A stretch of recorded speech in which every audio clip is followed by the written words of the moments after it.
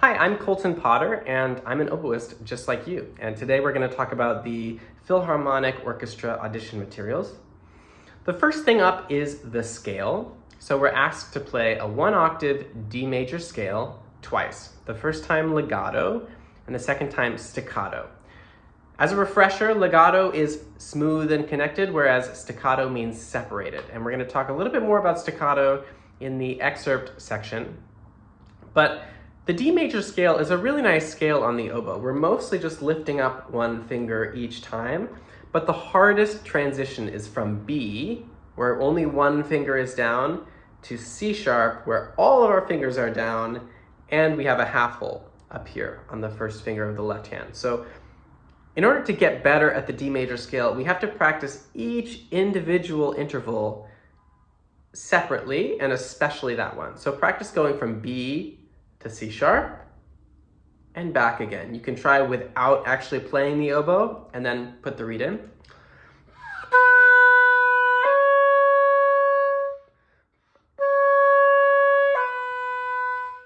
We want the transition to be really nice and smooth, and we do that by moving our fingers very quickly and putting enough air behind the change that it kind of creates a bridge for us. Okay, so I'm going to demonstrate.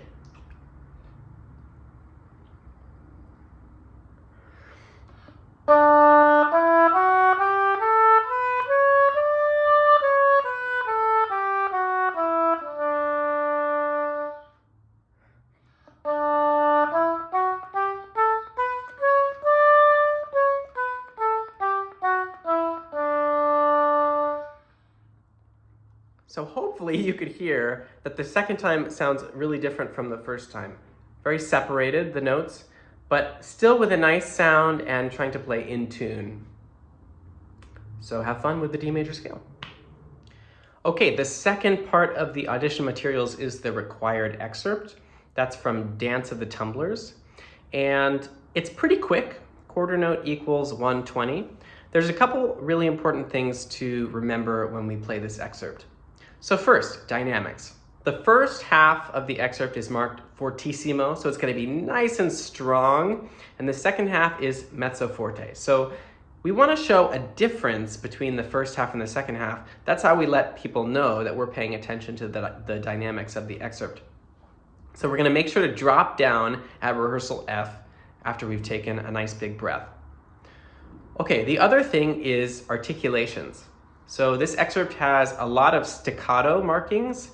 Staccato means separated. So we don't want it to sound long and connected. There's a time and place for that, but it's not in this excerpt. We want it to be nice and bubbly, bouncy, lots of energy. And it's pretty quick, so that'll help us with that.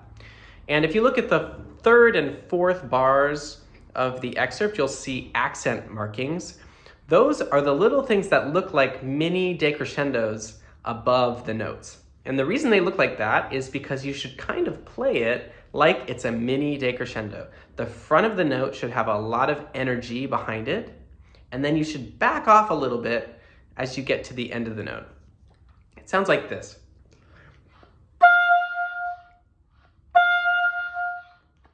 What that'll do is make them stick out from the notes around them, and they'll sound accented.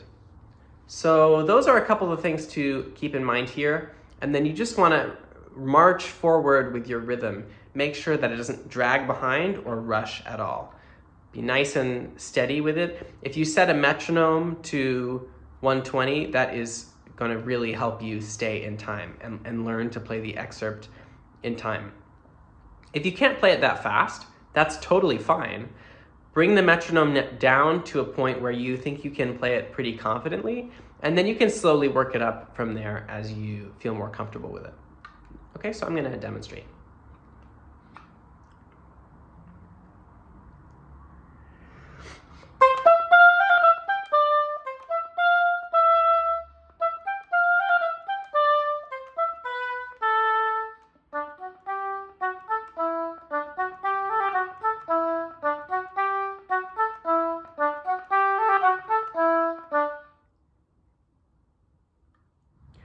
All right, the last part of the audition is a solo of your choosing. Now we get an example solo here if you don't have one, but I would strongly recommend finding one for you to play on your own and find something that you really want to play. That's the most important part of playing a solo, is that you play it with conviction so that the people listening to your audition can tell that you are having a good time and that you're expressing the music, not just playing whatever's written. So that's my first piece of advice. Pick something that you really want to play. Now I'm going to demonstrate this one, which is marked maestoso. It's pretty slow. So we want to be subdividing, make sure we're not rushing forward at all or slowing down. The way we do that is by, in our head, thinking of eighth notes, if you can. If you can only think of quarter notes, that's okay. But we'll be more accurate if in our head we hear. Okay, so as I'm going to be playing, I'm going to have that subdivision going in my head. It'll help me stay in time.